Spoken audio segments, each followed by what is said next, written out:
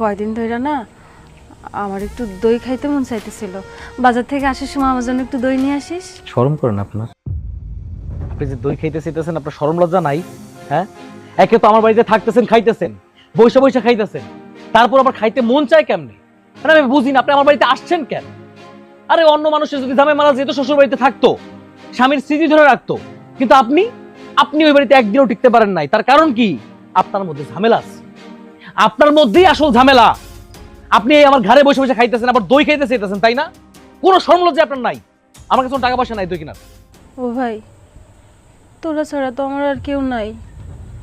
আর মন না তো যা তা হয়ে গেছে, ওর সামনে ক আর না ক সমান।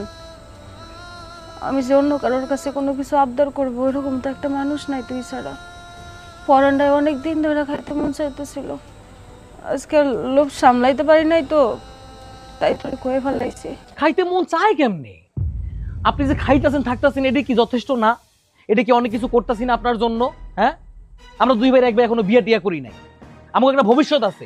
পয়রা পয়রা ঘরের উপরে খাইতেছেন, অন্ন ধ্বংস করতেছেন, আবার আবার বাইরের জিনিস খাইতে মন চাইতেছে, একটা টাকা পয়সাও নাই আমার কাছে দই কেনার মতো। খবরদার, খবরদার, কখনো কোনো কিছু আবদার করবেন না।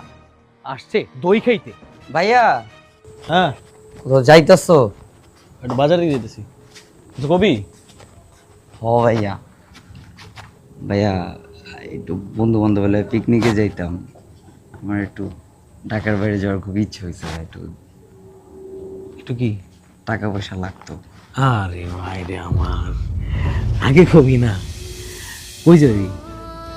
এই তো সিলেট জাফলং এর দিকে যাবো ভাইয়া। অনেক দূর। কয় টাকা লাগবে? 6,000 লাগতো, কিন্তু আমার কাছে আপাতত চাই ওইলেই আর কি হয়, আমার কাছে 2,000 আছে আর কি। বুঝছি।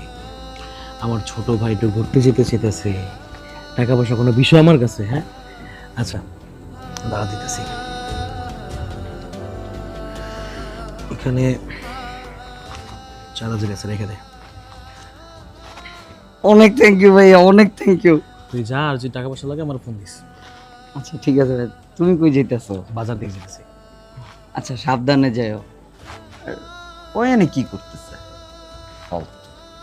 যাও ভাই, তুমি সাবধানে যাও।